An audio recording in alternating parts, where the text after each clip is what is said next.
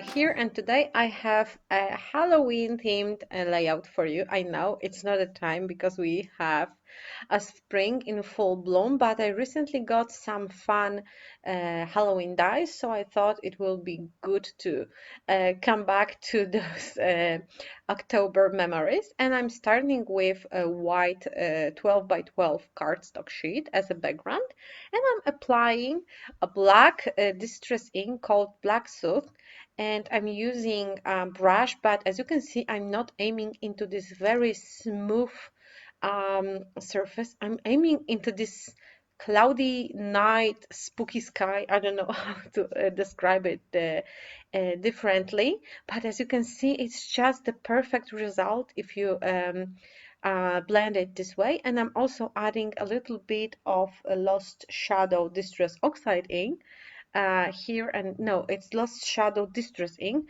here and there to kind of dilute a little bit the blackness on the edges. And with a background like this, I am ready to add the composition. I have two strips of pictures, but after trying them on, I thought that I'm missing something here, so I reached for the scrapbook.com exclusive stencil. It's called Bats, and I added them in the background here and there. And then I still thought there is something missing here. So I reached for another Halloween stencil. This one is called Jack-o'-lantern, and those are only those pumpkin faces. I don't know if I'm naming everything correctly, because in Poland we do not celebrate Halloween almost at all. Well, like kids love it because who doesn't like free candies and extra fun? But me as a child, we didn't have a Halloween. Polish people celebrate more like All Hallows Eve, and All Saints Day, but it's like more of a sad day where you visit graves and remember the family that is gone already. So this is kind of not playing and running for treats, but the new generation, especially kids, love it. And who doesn't? I love my kids having the Halloween, so I always make a little party for them, and more people open their doors with candies. So there is light in this tunnel, especially if you are not a Catholic and you do not celebrate All Saints Day like me. So it's good to have something fun in return to kind of scare away those very sad and gloomy days. I am building layers behind my pictures, and I'm using the glittery paper in orange color from 6 by 8 metallic paper pad, and I'm also adding holographic cardstock. This one is also from scrapbook.com. I really like this silver with hollow effect, I would say. So I also, oh, this one, I also chose it to add under the picture. And I will be also adding black glittery paper as a third layer. I am gluing everything flat to just add some interest behind the picture and kind of make it pop more from the background, because my daughter was wearing parrot costume, and I snapped the pictures on the white wall so the picture would easily blend into the grayish background. That's why I'm adding those black strips. And it took me a while to choose the papers, to add the papers in the background, but this is how the creative process looks. It's not always like gluing down like crazy, but sometimes it's thinking and combining and wondering if it's a good fit or maybe not. Even if you already make a decision, sometimes you go back and rethink things again, move something 1 millimeter to the left or to the right. That's why I edit my videos, because otherwise you would die of boredom seeing me wondering for a few minutes if I should use this sticker or not. So before I will glue everything down, I'm gluing the layers of papers together, and I'm, as you can see, added a layer of cardboard under the pictures for more dimension. So I'm just combining everything together using a double sticky tape, and I glue everything down, and I am ready to add this haunted house. It was made with colorful cardstock and a die set from scrapbook.com called Haunted House. There is also a fence added, some clouds and tiny moon, and I will be using those clouds later. But I really love this haunted house. You can, of course, choose different colors, add more texture. I just made like the most simple version. And I also have these cute little ghosts. They are from the second die set, where you can kind of combine yourself a ghost. You can add legs to it. You can add like tiny pumpkin basket and some smaller elements. So it's like a ghost costume on a child or on a person. So you can adjust it using different tiny little dice from the set. I also have those spider paper clips that I was hoarding for such a long time. So I added it, and basically all of my Halloween stuff is old. I think you are not able to buy it in any store anymore because I bought some, I think 3 or maybe 4 years ago, but since we do not celebrate Halloween that much, I don't have that many pictures to scrapbook, so I just use it from time to time and it lasts me for a very long time. Word boo is also from the same set.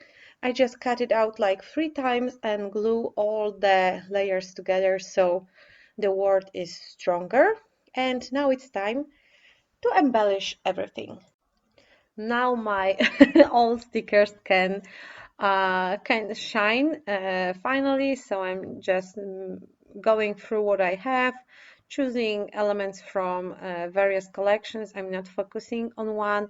I just want things in matching colors. So as you can see, I narrowed down my color scheme to black, orange, and white. So I'm just using those. I found this web sticker that I'm going to add under the photo, and I also use the upper part on the upper side of the on the sorry I'm mumbling on the top of the picture. Um, for some elements I am using 3D foam dots to add more dimension. Mm, I think I am using some crate paper collections because I always think that their Halloween lines are the cutest. So I'm keeping my Halloween stash cute, not spooky and scary and vintagey, because I know some people like it more vintagey, but with the kids and their funny costume, I feel like cute, spooky is much better investment than vintage, scary, spooky collections. That's why I love crate paper ones because they are always very, very cute. So I'm adding some extra glue under the stickers because I never trust this glue. They tend to unstick with time, so I always like to add my own glue. And I'm also adding the clouds. The clouds are cut out with the dies from the haunted house set that I made my house of, but the clouds are also tiny and cute, so I decided to add more of them.